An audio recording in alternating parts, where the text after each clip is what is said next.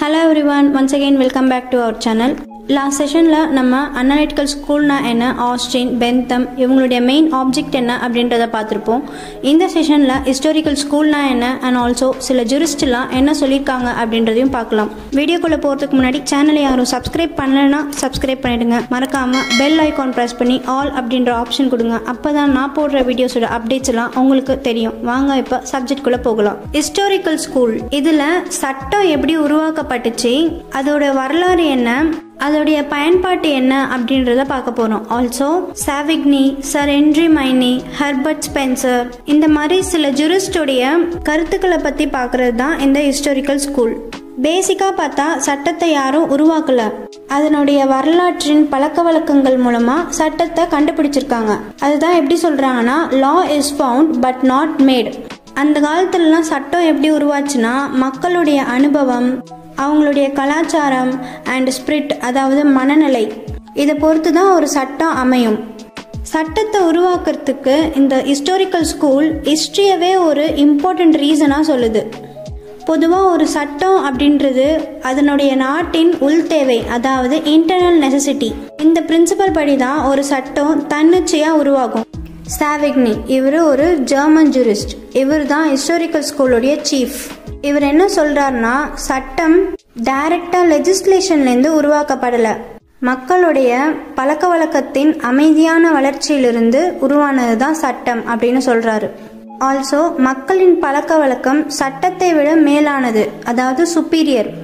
மக்கள் கிட்டேருந்து தான் சட்டம் வந்துச்சே தவிர்த்து அரசாங்கத்துக்கிட்டேருந்து சட்டம் வரல அப்படின்னு சொல்றாரு. ஒரு சட்டம்னு இருந்தா அது மக்களுக்கு பொருத்தமா தான் இருக்கணும் அப்படின்னு சாவிக்னி சொல்றாரு. சாவிக்னி கஸ்டம், அதாவது வழக்கத்துக்கு கொடுத்த இம்பார்ட்டன்ஸா லெஜிஸ்லேஷனுக்கு கொடுக்கல. இவர் வால்கெஸ்ட் அப்படின்ற ஒரு டேர்மை காயின் பண்றாரு, which means spirit of people. லாவோட பேசிக் பிரின்சிபலை உருவாக்குனதே இவர் டிஃபைன் பண்ண இந்த வால்கெஸ்ட் டேர்ம் தான். அதில் அவர் என்ன சொல்லியிருப்பார்னா, நம்பர் 1, எல்லா சட்டமுமே மக்களுக்கு பொது அப்படின்னு சொல்லியிருப்பாரு. பட் எல்லா சட்டமுமே மக்களுக்கு பொதுவாக இருக்க முடியாது. ஃபார் எக்ஸாம்பிள், காமன் பீப்புளுக்கு ஒரு டைப் ஆஃப் லா வந்து அப்ளிகபிள் ஆகும், ட்ரைபல் பீப்புளுக்கு ஒரு டைப் ஆஃப் லா அப்ளிகபிள் ஆகும். ஸோ இவர் சொன்ன இந்த டேர்மை வந்து கிரிட்டிசைஸ் பண்ணியிருக்காங்க. ரெண்டாவது, பாப்புலர் கான்ஷியஸ்னஸ், அதாவது ஒரு வகையான ரெஸ்பான்ஸ், அதுதான் வந்து சோர்ஸ் ஆஃப் ஆல் லா அப்படின்னு அவர் சொல்லியிருக்காரு. பட் எல்லா லாஸ்க்கும் இவர் சொல்ற அந்த பாப்புலர் கான்ஷியஸ்னஸ் கரெக்டா இருக்காது அப்படின்னு மற்ற ஜூரிஸ்ட் எல்லாம் இவர் சொன்ன இந்த பாயிண்ட்டை கிரிட்டிசைஸ் பண்ணியிருக்காங்க.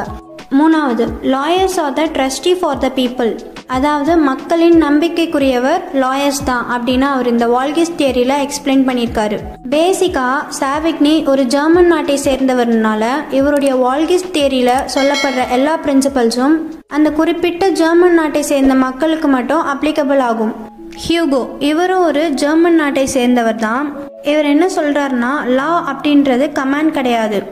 ஆல்சோ சாவிக்னி சொன்னது தான் சொல்றாரு, அது சட்டம் ஒரு அரசாங்கத்தால உருவாக்கப்படல, அது மக்களுடைய ஹேபிட்ஸ், கஸ்டம்ஸ், எமோஷன்ஸ், நெசசிட்டிஸ், அதாவது தேவைகள், இதன் மூலமாக தான் ஒரு சட்டம் உருவாகுது அப்படின்னு அவர் சொல்றாரு. சர் ஹென்றி மைனி இவர் ஒரு பிரிட்டிஷ் ஜூரிஸ்ட். ஒரு வரலாற்றின் அடிப்படையில் தான் எல்லா சட்டமும் அமைஞ்சிருக்கும் அப்படின்னு சொல்றாரு. ஆல்சோ சாவிக்னி எழுதின அந்த வால்கெஸ்ட் தியரியை எலாபரேட்டா எக்ஸ்பிளைன் பண்ணியிருப்பாரு. சாவிக்னி எப்படின்னா, ஜெர்மன் நாட்டு மக்களுக்கு மட்டும் பொருந்துற மாதிரி அந்த வால்கெஸ்ட் தியரியில சொல்லியிருப்பாரு. பட் ஹென்றி அவர் சொன்ன அந்த தியரியில இன்னும் டீப்பா போய் எல்லா நாட்டு மக்களுக்கும் பொருந்துற மாதிரி அவருடைய லீகல் ஐடியாஸையும் சேர்த்து இயர்லியர் ஸ்டேஜ்ல சட்டம் இப்படிதான் உருவாச்சு அப்படின்றத சொல்லியிருப்பாரு. இயர்லியர் ஸ்டேஜ்ல ஒரு 3 கைண்ட் ஆஃப் லா யூஸ் பண்ணி ஹென்றி எக்ஸ்பிளைன் பண்ணியிருப்பாரு. அதாவது natural law, which means divine law, customary law and codified law. இதெல்லாம் நம்ம ஆல்ரெடி கைண்ட்ஸ் ஆஃப் லாலேயே டீட்டெயிலாக பார்த்துருப்போம். அந்த லிங்க் டிஸ்கிரிப்ஷன் பாக்ஸில் கொடுக்குறேன், செக் பண்ணிக்கோங்க.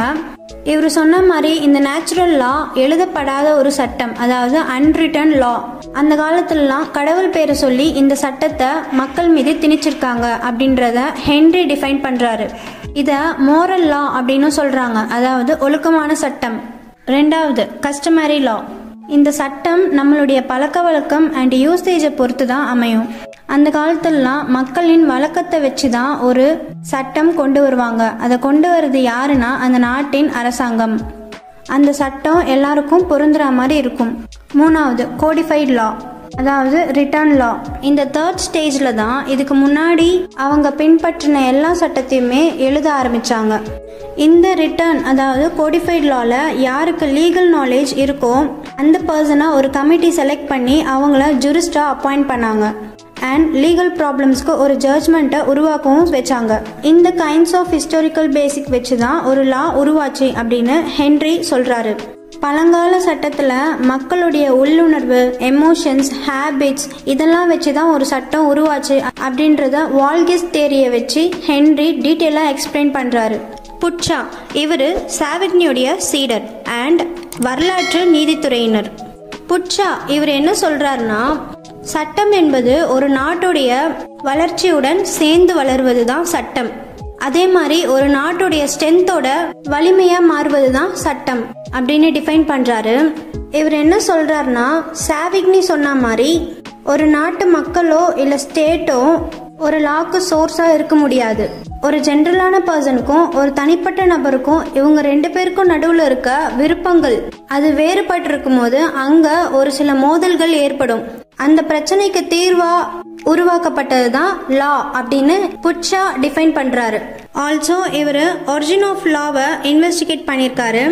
அண்ட் கஸ்டமரி லா அதாவது மக்களின் வழக்கமான சட்டத்தில் ரொம்ப உறுதியாக இருந்திருக்கிறாரு. பிகாஸ் நேஷனல் கஸ்டம் அதாவது தேசிய வழக்கங்கள் மற்றும் பயன்பாட்டுகள் இது ரெண்டுத்தை விட இந்த சட்டம் நடைமுறையில் இருப்பதால் இது மிகவும் பயனுள்ளதாக அவர் கருதினார். ஹெர்பர்ட் ஸ்பென்சர் இவர் ஒரு English philosopher, also psychologist and பயாலஜிஸ்டும் கூட. இவர் இந்த ஹிஸ்டாரிக்கல் ஐடியாவை பயாலஜிக்கல் மூலமாக அப்ரோச் பண்ணுறாரு. இவர் இந்த சொசைட்டியில் ஒரு 3 ஃபண்டமெண்டல் லாவை அப்சர்வ் பண்ணி சொல்லியிருக்காரு. ஒன்று வந்து ஃபோர்ஸ், ரெண்டாவது இன்டிஸ்ட்ரக்டபிலிட்டி ஆஃப் மேட்டர், மூணாவது கண்டினியூட்டி ஆஃப் மோஷன். பொதுவாக நமக்கு ஃபோர்ஸ்னா என்னன்னு தெரியும், மோஷன்னா என்னன்னு தெரியும். ரெண்டாவது பாயிண்ட் அவர் என்ன சொல்றாருன்னா பொருளின் அழியாத தன்மை. இந்த 3 ஃபண்டமெண்டல் லா வச்சு தான் ஒரு சட்டம் உருவாகுது அப்படின்னு சொல்றாரு.